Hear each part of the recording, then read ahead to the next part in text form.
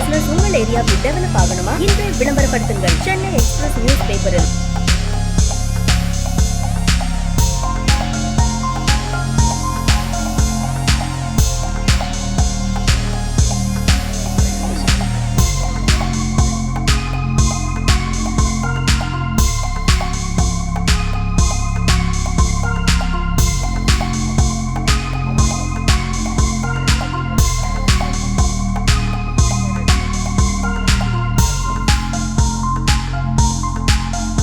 இந்த நிகழ்ச்சியில் கலந்துக்கிறதுல எனக்கு ஒரு பெரிய சந்தோஷம். என்னென்ன முதல் காரணமே மேக்னா அவர்கள் தான். என்ன கடின உழைப்புக்கு அவங்க ஒரு உதாரணம் சொல்லுவேன். பல தடைகளையும் மீறி நிறைய கஷ்டங்களையும் தாண்டி நம்ம செய்யணுங்கிறது நம்ம எல்லாருமே நமக்கு கொடுக்குற அறிவுரையாக இருக்கும். இல்லை நம்ம சாதாரணமாக உட்காந்து பேசிகிட்டு இருக்கும்போது கூட சொல்லுவோம். அதெல்லாம் நான் நேரடியாக பார்த்துருக்கேன். இவங்க இவங்களுடைய வளர்ச்சி அதில் நான் இன்றைக்கி ஒரு ஒரு ஒரு ஒரு பங்கு ஏற்கிறதுல, அதில் ஒரு பாட்டாக நான் இருக்கிறதுல நான் ரொம்ப சந்தோஷப்படுறேன். இந்த படம் ரொம்ப சிறப்பாக அமையணும், வெற்றி படமாக அமையணுங்கிறது என்னுடைய வாழ்த்துக்கள். நன்றி, வணக்கம். நிறைய ஹார்ட் ஒர்க் பண்ணியிருக்காருன்னு நினைக்கிறேன். நான் அவர் கூட கொஞ்சம் சீன்ஸ் தான் நடித்தேன். அப்புறம் அந்த படத்தை தயாரித்த மேக்னா மேடம், அந்த டைரக்ஷன் டீம் எல்லோருக்கும் என்னுடைய வாழ்த்துக்கள். ரொம்ப ஹார்ட் ஒர்க் பண்ணாங்க. இந்த படம் ஒரு போலீஸ் பேஸ்டு, ஆனால் த்ரில்லிங்காகவும் இருக்குது, ஹியூமராகவும் எடுத்திருக்காங்க. நிறைய சென்டிமெண்ட்ஸ், எமோஷனல், இப்படி ஒரு போலீஸ் ஸ்டோரி மாதிரி இல்லாமல் எல்லாம் கலந்த ஒரு போலீஸ் கதை. நல்லவர்கள், கெட்டவர்கள், அப்போது போலீஸில் எல்லாத்தையுமே நியாயப்படுத்தி எடுத்திருக்காங்க இயக்குனர். ஸோ இந்த படம் வெற்றி பெற என்னுடைய வாழ்த்துக்கள். அண்ணன் இப்போ டிஎஸ் சார் அண்ணன் தான் அந்த படத்தில் மெயினாக அவர் பயங்கர ஹியூமர் பண்ணியிருக்கிறாரு. அப்புறம் இப்போ பொதுவாகவே வெற்றி படங்களுக்கு ரொம்ப சென்டிமெண்ட்டான ஆள் நம்ம தேனப்பன் சார். அவரும் இந்த படத்தில் ஒரு முக்கியமான கதாபாத்திரம் நடிச்சிருக்கிறாரு. அது எங்களுக்கு ஒரு பெரிய விஷயம் தான். அது ரொம்ப ஆசீர்வாதம். சிரமம் பாராமல் நம்ம மத்தியில் இன்றைக்கி இந்த பூஜைக்கு வந்ததுக்காக ரொம்ப நன்றி. ஒரு ஹீரோ போனார், யார்? விஜய் சார் போனார். தமிழ்நாடு மலேசியா ஆயிடுச்சு, டோட்டல் தமிழ்நாடு. அதுதான் டிவிகேன்னு ஒவ்வொரு நடிகரும் ஒரு சிஎம் ஆகலாம் அப்படிங்கிறது கனவு. எம்ஜிஆராக இருக்கட்டும், ரீகனாக இருக்கட்டும், என்டிஆராக இருக்கட்டும், டிஎஸ் வரலாம், அடுத்து யார், என்டிஆராக இருக்கட்டும். ஸோ ஒவ்வொரு மனிதனும் நடிகருங்கிறது ஃபஸ்ட்டு பிளாட்ஃபார்ம், செகண்ட் சர்வீஸ். நடிகருங்கிற சர்வீஸ் வெளியே யாருக்கும் தெரியாது. கை போகும், கால் போகும், இடுப்பு உடையும், கழுத்து உடையும். எனக்கு தெரிஞ்சு கொடூரமான ஒரு விஷயம் என்னென்னா, என் பீரியடில் மினிஸ்டர் ராஜாராம்னு ஒருத்தர் இருந்தார், எம்ஜிஆர் பீரியடில். எவ்வளோ பேருக்கு தெரியாது. அவரோட அண்ணன் பையனோ தம்பி பையனோ எண்ணுயிர் தோழர் பாபுன்னு ஒருத்தர் வந்தார். அவரை செதுக்கியிருப்பார் பாரதி ராஜா. ஒரு அரசியல் படம்னா நான் பாரதி ராஜா சார் படத்தில் பார்த்தது எண்ணுயிர் தோழன் தான். இந்த ரியாலிட்டி அரசியல் அவ்வளோ பெரிய அந்த ஹீரோவோட பெரும்புள்ளி படத்தில் நான் சும்மா கிரௌட் ஆர்டிஸ்ட்டாக எட்டி பார்ப்பேன். விக்ரமன் சார் படத்தில் அவ்வளோ இருக்குது. அவ்வளோ பெரிய மனிதன், நல்ல யங் சாஃப், ஜென்வை அவர், அந்த காலத்து ஜென்வை. ஒரு கழுத்தில் அடிபட்டு அவருடைய லைஃபே ஸ்பாயில் ஆகிடுச்சு. ரொம்ப ட்ராஜடி. அதுதான் சினிமா. உங்களை ஒரே நைட்டில் உச்சத்துக்கு கொண்டு போயிடும். ஆனால் அதுக்கு பின்னாடி நீங்கள் பெயினை கொடுக்கணும். ஸோ எனக்கு அந்த மாதிரி வந்துருச்சு பெயின். சேதுபதி உச்சத்துக்கு வந்தனால அதே 3 நாள் படம் ரிலீஸ் ஆகி எல்லா தேட்டரும் ஹவுஸ்ஃபுல். ஒரு சின்ன படத்துக்கு போய் கால் ஒடிஞ்சு 1.5 வருஷம் நடிக்க முடியல. 16 படத்தில் என்னால் நடிக்க முடியல. ஸோ சினிமா சந்தை சோதனை தான் எடுத்துக்கிட்டேன், வேதனை இல்லை. அதே மாதிரி மேக்னா ஃபிலிம்ஸ் இன்றைக்கி டிவிகே எப்படி விஜய் சார் ஒரு கான்ஃபிடென்ட் விஜய் சாரை வளர்த்ததே அந்த டைலாக் டெலிவரி தான். எந்த படத்தை எடுத்துங்க, அவர் ஆக்ஷன் படம் எடுங்க, அவர் பேசுகிற ஒரு வார்த்தையும் சினிமா வார்த்தைகள் சக்ஸஸுக்கு அவரை கொண்டு போயிடும். அதே மாதிரி கலைஞர் சார் பராசக்தியில் எழுதுகிற வார்த்தைகள் சிஎம்மாக உட்கார வச்சது. எத்தனையோ பேர் கலைஞர் சாருக்கு காம்படிஷன்.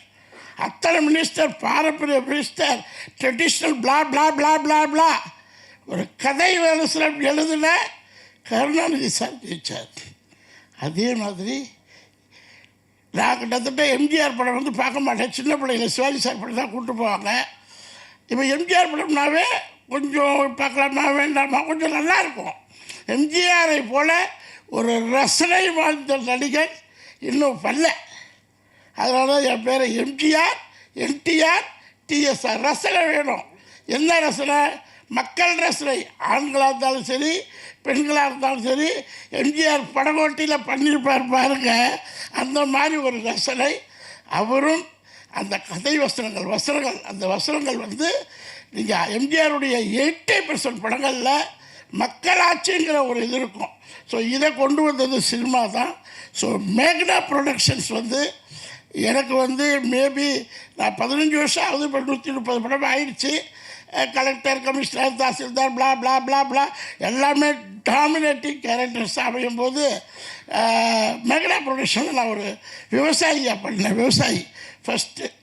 அப்போ மேக்னா வந்து என்னுடைய டாக்டர், ஒரு ஓல்டு விவசாயி. 999 படம் பேர். அப்போ வந்து நான் யங்கு, அது சினிமாவுக்கு யங்கு.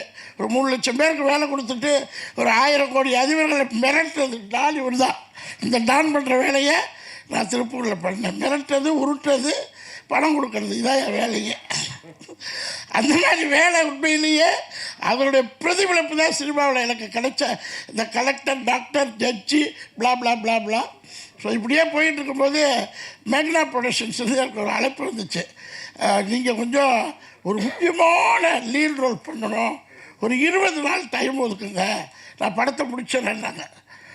நான் அப்போ வந்து 6 படம் புக்கிங்கு, சசிகுமார் படம் ரன்னிங்கு, சந்தானம் சார் படம் ரன்னிங்கு, விஜயாண்டனி சார் படத்துக்கு டேட் இல்லை.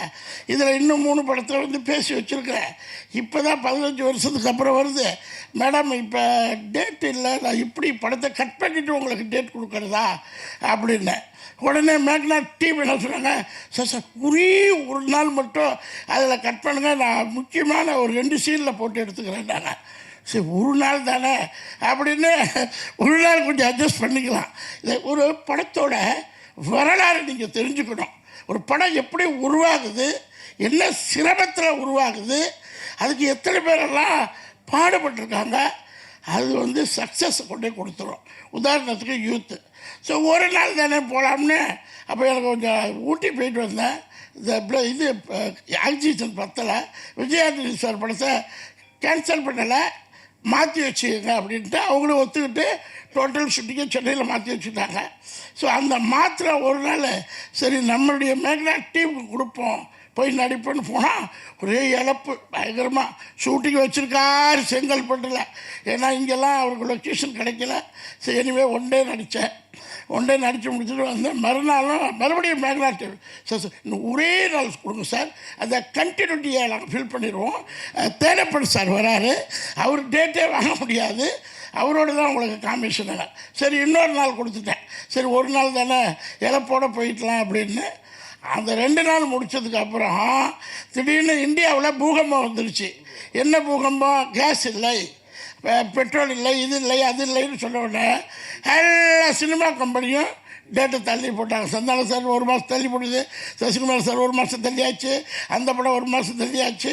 இங்கே மேக்னா டீமுக்கு அதாவது நான் ப்ரெசன்ஸ் ஆகக்கூடிய டைம் வந்தாச்சு. ஸோ அதனால் 7-8 நாள் நடித்து கொடுத்தேன். பட் முழுசாக நடிக்கலை. ஏன்னா என் மைண்டு வந்து கொஞ்சம் ஹெல்த்து சேலஞ்சு அது வரும் சில நேரத்தில். அப்புறம் இந்த கேரக்டரை பற்றி சொல்லி ஆகணும்.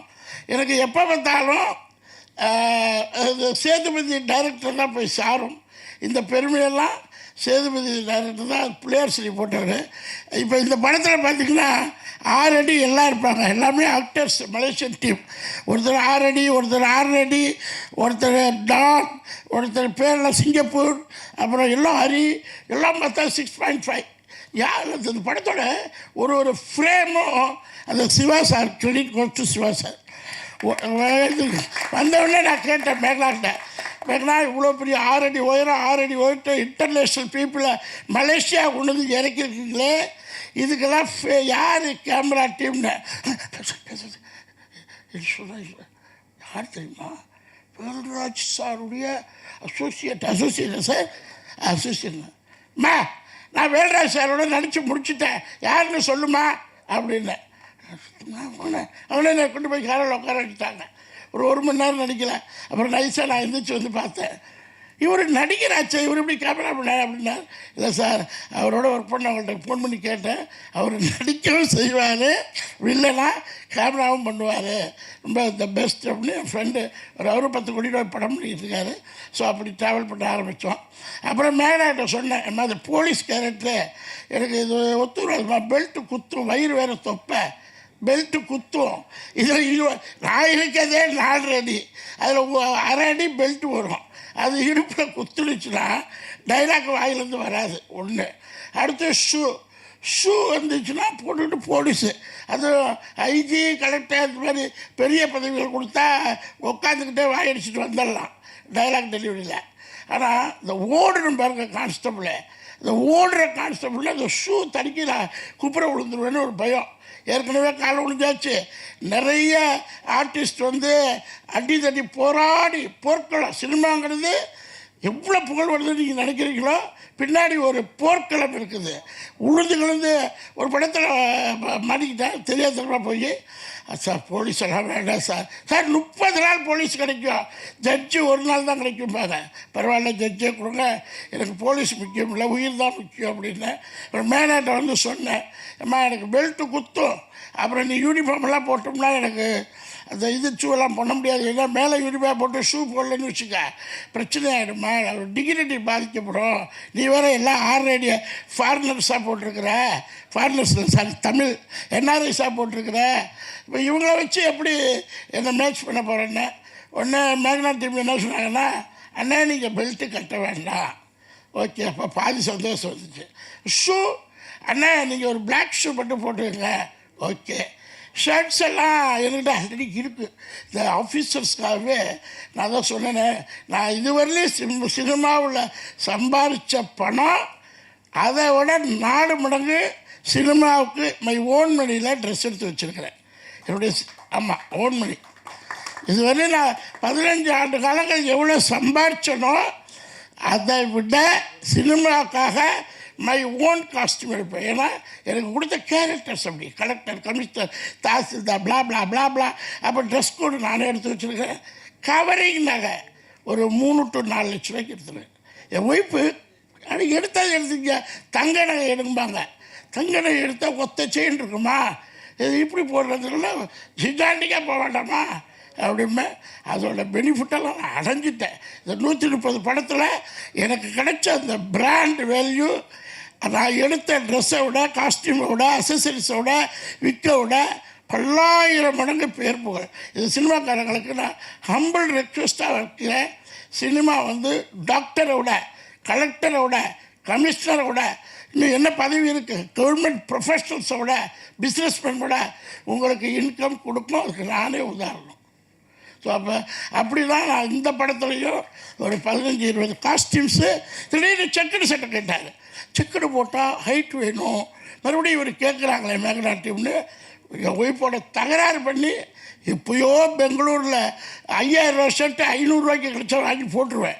என்றைக்காவது சினிமாவுக்கு உதவும்னு சொல்லிட்டு 4 வருஷத்துக்கு முன்னாடி பெங்களூர் போய் வாங்கிட்டு வந்த ஷர்ட்டு மேக்னாட்டியம் இந்த டிவிகே படத்துக்கு தீவினை கண்டி. டிவிகேன்றது இன்றைக்கி பிராண்டு. அது காரணம் விஜய் சார். அது அரசியலில் இது தீவினை கண்டி படத்தோட அர்த்தம் புரிஞ்சவங்களுக்கு, இது தீவினை கண்டவங்களுக்கு தமிழ் அர்த்தம் புரிஞ்சிருந்துச்சுன்னா இந்த படம் சக்ஸஸ். டிவிகே தயாரித்து இந்த படத்தை வாழ்த்து வந்த அனைத்து நல்ல உள்ளங்களுக்கும் என்னோட மாலை வணக்கம். இப்போ டத்தோ சரவணன் சார் சொன்ன மாதிரி மேகனா எனக்கு ரொம்ப வருஷமான ஃப்ரெண்டு. நிச்சயமாக அவங்களுக்காக தான் அந்த படம் நடித்தேன். நடிக்கிறதுக்கு ஒரு சின்ன ஒரு கேரக்டர் பண்ணியிருக்கேன். இந்த படத்தில் ஒரு கேமராமேன் சிவா ஆகட்டும், ஒரு ஜெய்சன் ஆகட்டும், எல்லாருமே மிக சிறப்பாக பண்ணியிருக்காங்க. ஏன்னா இப்போ கொஞ்ச காலமாகவே நீங்கள் பார்த்தீங்கன்னா பெரிய படங்கள் பெருசாக போகல, சின்ன படங்கள் பெருசாக ஓடின்னு இருக்கு. இப்போ சிறை எடுத்துங்க, அதுக்கு முன்னாடி அந்த லாஸ்ட் இயரில் எல்லா பெரிய படத்தை அந்தளவு ஓடல, சின்ன படங்கள் ரொம்ப பெருசாக ஓடுது. அந்த வகையில் இந்த படம் மிகப்பெரிய வெற்றி அடையும் என்று நம்புகிறேன்.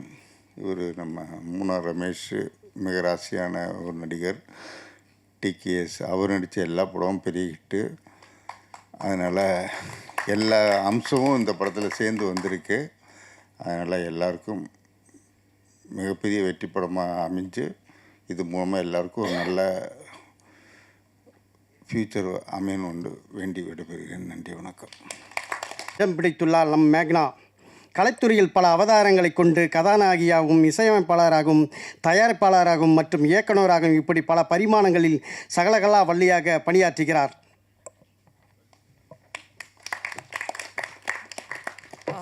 இங்கே வந்திருக்கிற ப்ரெசன்ட் மீடியாவுக்கு ரொம்ப நன்றி. என்னோட சார்பாக இங்கே வந்திருக்கிற எல்லா பெரிய ஆட்களுமே பேசிட்டாங்க. எனக்கு பேசுகிறதுக்கு எதுவுமே இல்லை. இருந்தாலும் வந்து அவர் இருக்க பிஸியில் எனக்காக நமக்காக தத்தோஸ்ரீ இங்கே வந்ததுக்காக சரவணன் சார் ரொம்ப நன்றி சொல்கிறேன்.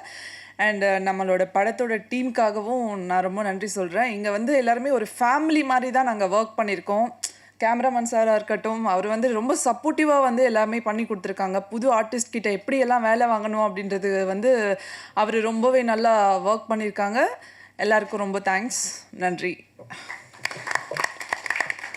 கிளாசிஃபைட் ஆட்ஸ், டிஸ்ப்ளே ஆட்ஸ், சிறிய விளம்பரம் முதல் பெரிய விளம்பரம் வரை அனைத்து கடைகளிலும் வீடுகளிலும் இலவசமாக டிஸ்ட்ரிபியூஷன் செய்து தரப்படும். சென்னை எக்ஸ்பிரஸ் நியூஸ் பேப்பரில் always your neighbourhood news paper.